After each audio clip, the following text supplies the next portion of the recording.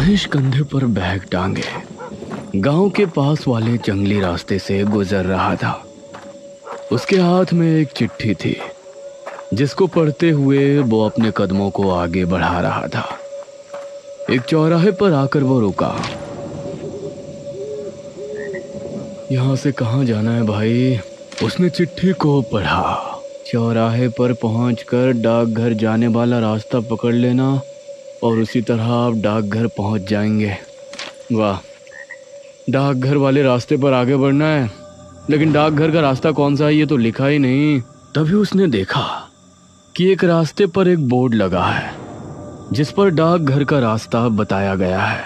शुक्र है भगवान का, वो उसी रास्ते पर आगे बढ़ गया। तकरीबन 15 मिनट चलने के बाद उसे जंगल के बीच एक डाकघर नजर आया। लगता है यही है। डाकघर के बाहर एक आदमी खड़ा हुआ था। क्या आप ही नए डाक बाबू हैं? जी हाँ, सही पहचाना। मेरा नाम महेश है। मेरा यहाँ डाक बाबू के लिए पोस्ट किया गया है। ठीक है साहब, ये डाकघर है और मैं आपका शागिर्द राजू। अब आप अंदर जाइए, मैं सुबह आपका नाश्ता ले आऊँगा। अरे ऐसा कैसे हो सकता है? आप मेरे शागिर्द हैं, ये आपकी ड्यूटी है। आप मेरे साथ नहीं रहेंगे तो कौन रहेगा? वो मुझे पता है साहब, लेकिन मैं रात में यहाँ नहीं रुक सकता। चाहे आप मुझे नौकरी से निकलवा दीजिए। हाँ। ये बात सुनकर महेश को बहुत अजीब लगा। ये कहकर राजू वहां से चला गया। कमाल है, मेरा शागिर्द होने के बावजूद मेरी मर्जी के खिलाफ चला गया। चलो कोई बात नहीं, बुजुर्ग आदमी है, क्या ही बोलूं। ये कहकर वो डाकघर के अंदर चला गया। डाकघर अंदर से काफी पुराना लग रहा था, लेकिन उसमें सफाई अच्छे से हुई थी। एक शेल्फ था जिसमें कई किताबें रखी हुई थी और आसपास लगे शेल्फ में फाइल और चिट्ठियां रखी थी। अरे, ऐसा लगता है कि यहाँ कई दिनों से कोई डाक बाबू नहीं आया है। उसने एक किताब निकाली और बिस्तर पर लेटकर पढ़ने लगा। इस तरफ राजू अभी तेज तेज कदमों के साथ आगे बढ़ रहा था। मुझे जल्दी से निकल जाना चाहिए, वरना वो आ गया तो। राम राम राम राम। तभी राजू को पीछे साइकिल की घंटी और सांसों की आवाज सुनाई देने लगी।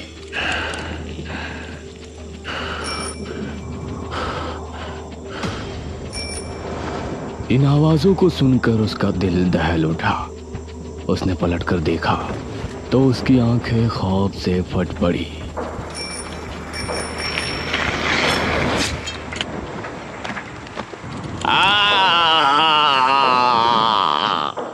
महेश की यहाँ पहली रात थी, इसलिए उसे नींद भी नहीं आ रही थी। करीब 12 बजे अचानक सियारों के रोने की आवाज आई और महेश चौंक गया। उसके हाथ से किताब छूटकर नीचे गिर गई। अरे, ये तो जंगल है, यहाँ तो ऐसी आवाजें आना आम बात है।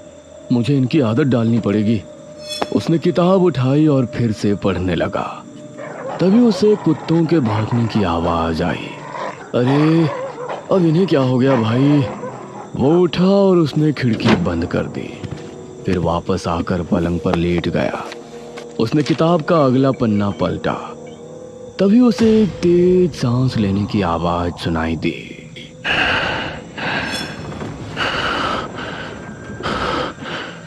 और साइकिल के पेडल के साथ घंटी की आवाज भी सुनाई दी। ये इतनी रात को कौन साइकिल पर घूम रहा है? और ये सांसों की आवाज।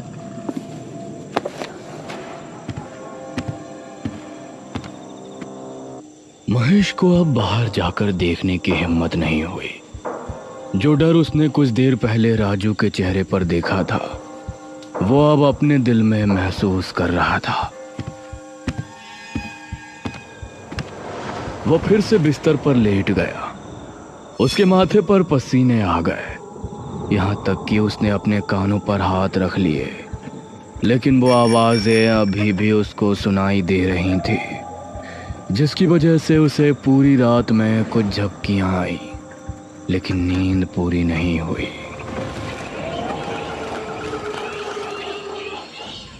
सुबह के 6 बजे जब घंटा बजा तो उसकी आंख खुली हे भगवान, शुक्र है तेरा। उसने खिड़की खोली और आसपास देखा तो सब कुछ ठीक था।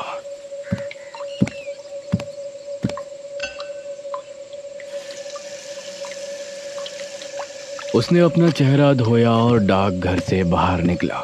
इस राजू को अब तो आ जाना चाहिए था। चलो थोड़ा टहल कर देखता हूँ यहाँ आसपास क्या है। लगता है चाय भी किसी दुकान पर पीनी पड़ेगी। महेश टहलने निकल पड़ा। उसने पाया कि जंगल में साफ सुथराई का इंतजाम अच्छा नहीं है। वो टहलते हुए सड़क पर निकल आया और उसे एक चाय की टपरी नजर आई। जी नमस्ते भाई। नमस्ते साहब, इस गांव के तो नहीं लगते, कहाँ से आए हैं? सही पहचाना चाचा, मैं वो डाकघर का नया बाबू हूँ। ये सुनकर वहां मौजूद सभी लोग महेश को घूरने लगे। क्या आप उस डाकघर के बाबू हैं? क्या आप रात को वहां रुके थे? ये सुनकर महेश को अजीब लगा। हाँ, अब वहां पोस्ट हुआ है तो दिन हो या रात, मुझे ठहरना तो पड़ेगा। इसमें इतनी हैरानी वाली कौन सी बात है? अरे नहीं नहीं, कुछ नहीं। आपको कोई परेशानी नहीं है तो ठीक है, वरना हमने तो यही देखा है कि जो भी डाक बाबू आता है वो या तो रात को रुकता नहीं, और रुकता है तो अगले दिन भाग जाता है। चाय वाले की बात सुनकर अब महेश को राजू की बात ध्यान आई। कैसे वो भी वहां रुकने को तैयार नहीं था।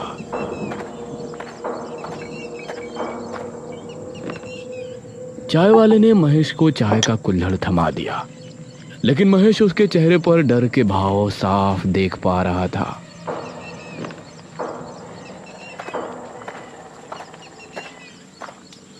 महेश चाय पीकर वापस डाकघर आया तो उसे फोन आया। जी महेश बाबू बोल रहा हूँ।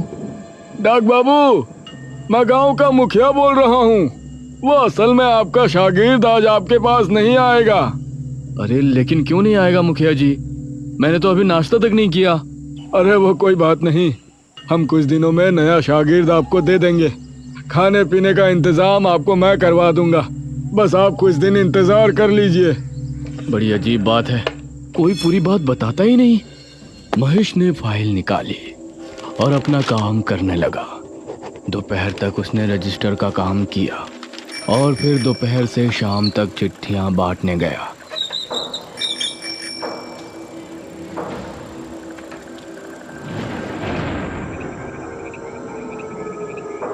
रात के समय आज डाकघर को देखते हुए उसकी सांसें तेज हो रही थी। उसने भगवान का नाम लिया और डाकघर के अंदर चल दिया। इसी गांव के एक घर में विपुल अपनी पत्नी निराजना के साथ बैठा था। ए जी, मुझे इस बार बम्बई घूमने जाना है। कई साल हो गए आप मुझे कहीं लेकर नहीं गए। अरे मेरी जान, पैसे तो आने दो, मैं तुमको बम्बई क्या विलायत भी ले जाऊंगा। बस बस, बड़े आए विलायत ले जाने वाले। तभी उसके दरवाजे पर किसी ने दस्तक दी। कौन है भाई? बाहर से साइकिल की घंटी की आवाज आई और कोई बोला, डाक बाबू। अरे ये डाकिये रात में भी